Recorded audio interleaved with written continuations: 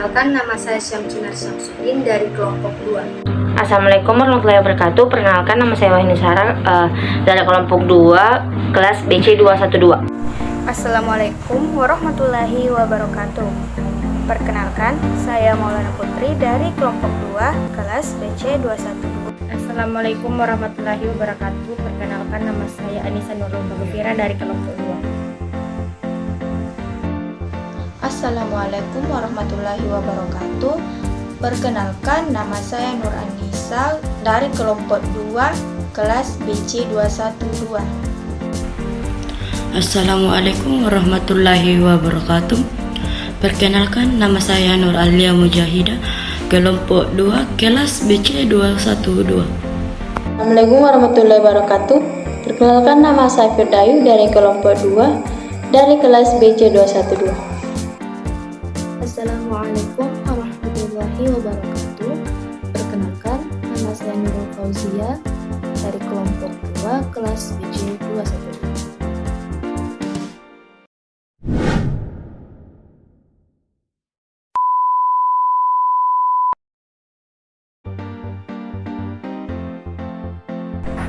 Sejak Indonesia melaporkan kasus COVID-19 pertama pada bulan Maret 2020, cakupan imunisasi rutin dalam rangka mencegah penyakit anak seperti campak, rubella, dan difteri semakin menurun.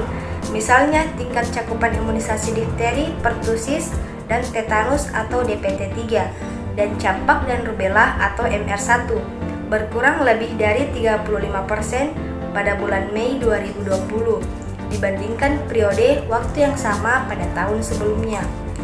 Untuk memahami efek COVID-19 terhadap imunisasi, Kementerian Kesehatan dan UNICEF melakukan penilaian cepat pada April 2020 dan hasilnya menunjukkan bahwa 84% dari semua fase melaporkan pelayanan imunisasi terhambat karena dua level yaitu puskesmas dan posyandu. Sehubungan dengan upaya ini, sangat penting untuk memahami persepsi masyarakat tentang layanan imunisasi selama pandemi COVID-19 sebagai salah satu bahan pertimbangan untuk Kementerian Kesehatan dan mitra dalam menerapkan pendekatan komunikasi yang tepat untuk mengatasi masalah-masalah yang menjadi perhatian utama. Pada 4-13 Juli 2020, Kementerian Kesehatan Republik Indonesia dengan dukungan UNICEF mengatakan survei daring antara orang tua dan pengasuh anak di bawah 2 tahun. Survei ini bertujuan untuk menerima masukan dari responden tentang penataan kembali pelayanan imunisasi dan upaya komunikasi yang diperlukan. Baiklah, saya di sini akan menanggapi tentang kasus 1. Pandemi COVID-19 berpotensi menurunkan cakupan imunisasi dasar lengkap bagi anak-anak Indonesia.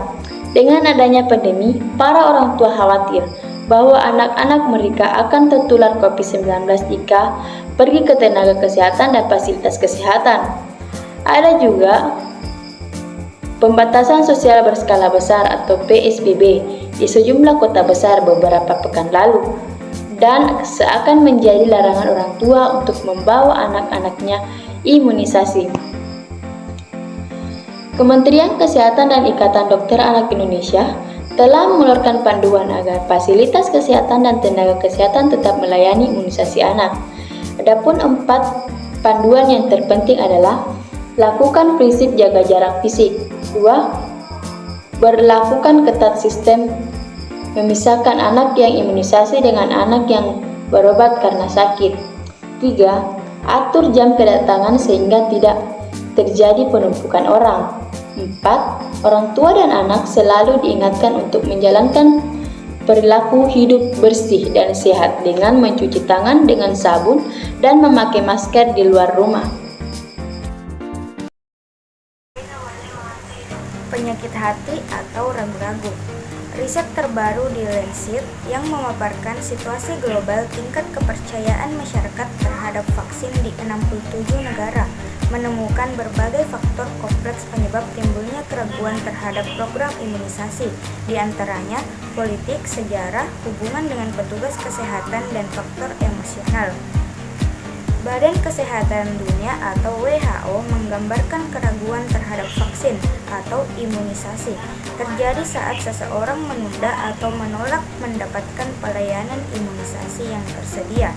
Kondisi ini bersifat kompleks dan spesifik, sangat bervariasi dari waktu ke waktu, berbeda antar tempat dan juga untuk tiap jenis vaksinnya.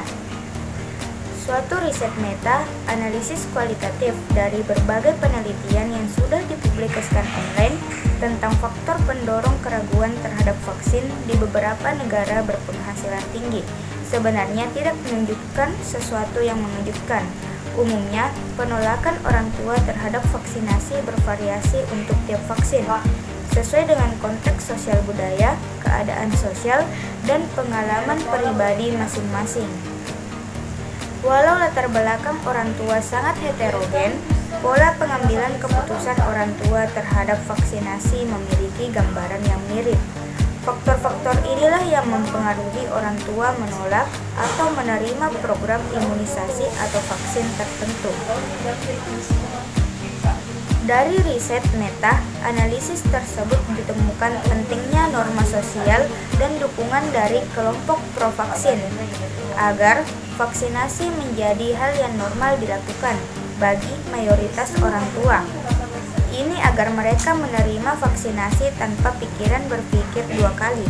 Kemudahan akses dan adanya rekomendasi tentang pentingnya imunisasi oleh pemerintah dan sumber yang dipercaya berkontribusi besar agar vaksinasi dapat diterima sebagai norma sosial bagi orang tua. Tingkat kepercayaan masyarakat kepada pemerintah dan keamanan vaksin merupakan faktor yang sangat penting. Kepercayaan masyarakat yang rendah dapat menyebabkan masyarakat enggan dan menolak program imunisasi.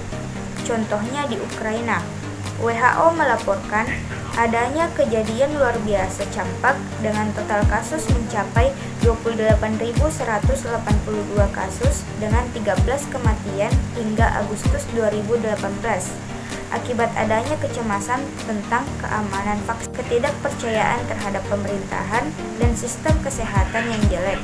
Gerakan pro-vaksinasi. Kasus lain menunjukkan dampak faktor emosional bisa dilihat dari kejadian luar biasa atau KLB campak di California, Amerika Serikat yang menyebar di beberapa negara bagian Amerika Serikat pada tahun 2015.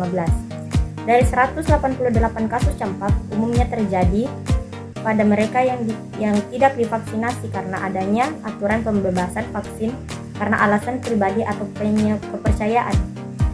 Kejadian luar biasa ini menjadi titik kritis bagi orang tua pro-vaksin untuk membuat sebuah gerakan untuk membatalkan aturan ini. Pencabutan aturan ini akhirnya berhasil diloloskan oleh Senat California. Gerakan di California juga menggunakan pendekatan emosional melalui imbauan dari seorang anak penderita leukemia bernama Red yang mengajak orang-orang untuk divaksinasi. Para kelompok pro-vaksin juga membagikan kisah-kisah emosional dan kesaksian pribadi menggunakan platform YouTube dan Facebook. Dalam hal ini, kisah Red adalah cara ampuh untuk menggugah emosi dan mengubah pikiran orang untuk mendukung vaksinasi. Di Italia, guru-guru yang peduli program vaksinasi juga dimobilisasi untuk mendesak pemerintah agar mempertahankan aturan vaksinasi wajib bagi setiap anak. Mereka tidak ingin anak-anak yang tidak divaksinasi di dalam kelas menjadi sumber penyakit bagi murid lainnya. Inisiatif seperti ini perlu diperjuangkan sebagai contoh untuk motivasi orang lain.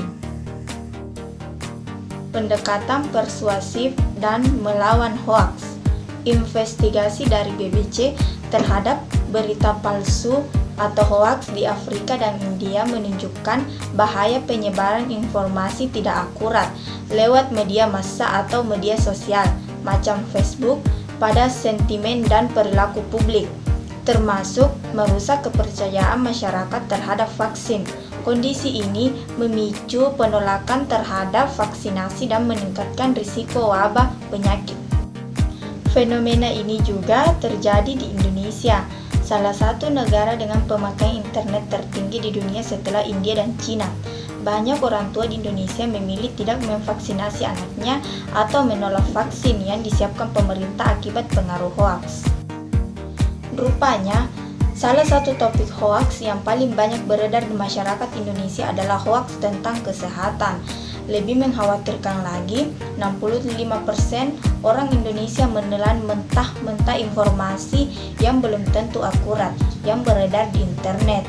Disinilah salah satu tantangan terberat program imunisasi untuk menangkal berbagai pemberitahuan negatif tentang vaksin di media sosial. Belajar dari negara tingkat kepercayaan tertinggi terhadap program imunisasi, misalnya Slovenia dan Yunani, kita bisa lihat bahwa meningkatnya kepercayaan masyarakat akan program imunisasi karena masyarakatnya percaya bahwa vaksin aman. Jadi, untuk itu Kementerian Kesehatan juga menjalin kerjasama masyarakat anti fitnah Indonesia dalam kurun Mafindo atau Forum Anti Fitnah Hasut dan Hoaks untuk menangkan berita hoaks MR. Gerakan pro vaksin dengan menggunakan pendekatan persuasif emosional juga telah dilakukan berbagai pihak di Indonesia. Misalnya Gretchen Melia, seorang ibu dari anak yang menderita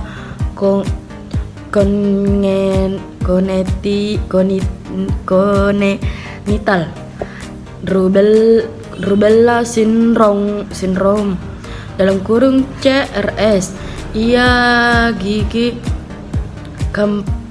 kampanyekan vaksin rubella dengan membangun jejaring dengan orang tua yang mengalami beban yang sama, berbagai lewat rumah-rumah rubella.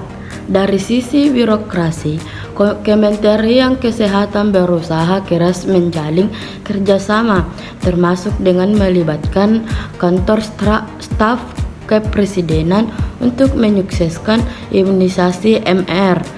Majelis Ulama Indonesia juga telah menerbitkan fakta bahwa vaksinasi MR dibolehkan karena kondisi darurat, termasuk di dalamnya upaya Indonesia sebagai anggota Organisation of Islamic Cooperation (OIC) untuk menyediakan vaksin yang halal.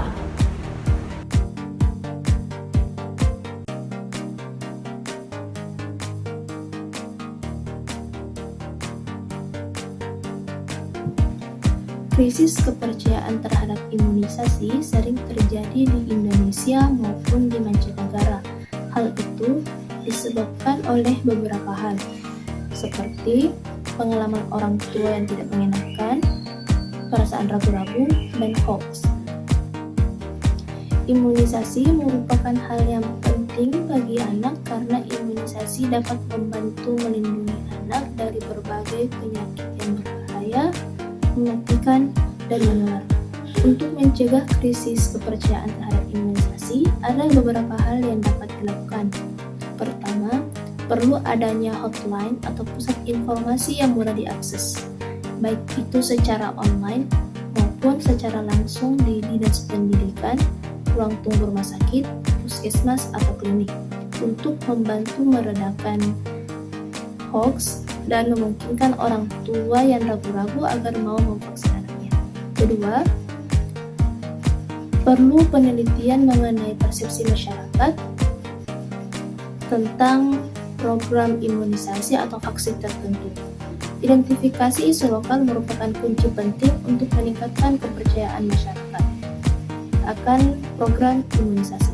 Ketiga, seperti di Italia dan beberapa negara lain di dunia, sudah saatnya pemerintah Indonesia mewajibkan orang tua memberikan imunisasi dasar yang lengkap bagi anak-anak sebagai satu syarat sebelum anak-anak itu masuk sekolah.